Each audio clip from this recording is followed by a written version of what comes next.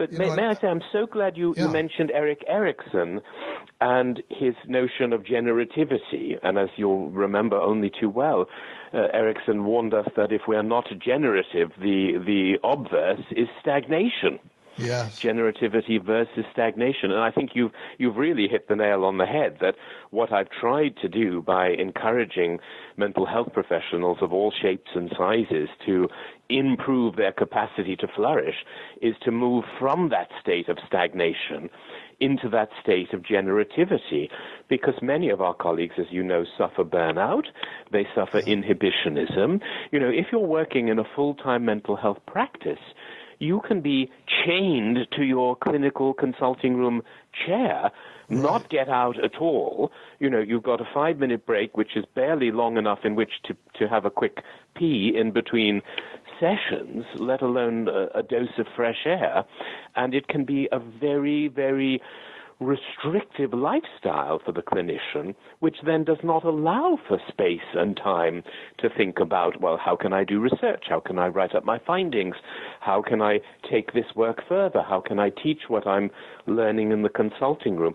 So I do think that although I would say 99% of the clinicians that I've met in my lifetime are very warm-hearted, very ethical, very compassionate, good egg people, but many stuck in that state of stagnation rather than allowing themselves to be in what Erik Erikson referred to, as you said, as generativity. I think you've really, really encapsulated it beautifully. Well, you certainly take it up in your book to some detail, talking about the dangers of sitting all the time, sitting in a chair and developing a stooped spine.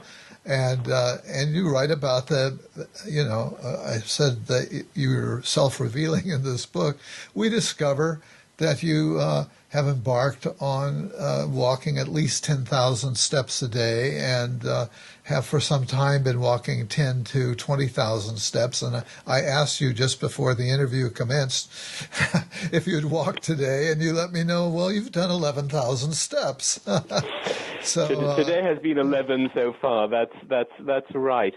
I only wish that I had discovered exercise as part of a mental health practice when I was a young man. You know, sure. when I grew up, nobody ever talked about the dangerous consequences of sitting. We didn't know it. We were taught to go to the library and study as much as possible, and I spent many, many decades sitting either in a chair listening to patients or in a library doing research and reading, all of which I love doing. But as we age, we need to keep the blood pumping. My goodness, we know only too well what the health consequences are from being sluggish in that respect. And also, I know from my discussions with physiotherapists that psychotherapists are particularly at risk for spinal compression because we are literally not stretching. We're in an enforced seated position. I'm sure there are many creative therapists who do walking therapy with their patients, or I'm sure somebody must take their patients jogging, but certainly in the United Kingdom, 99% of my colleagues and I are pretty much confined to a comfy chair.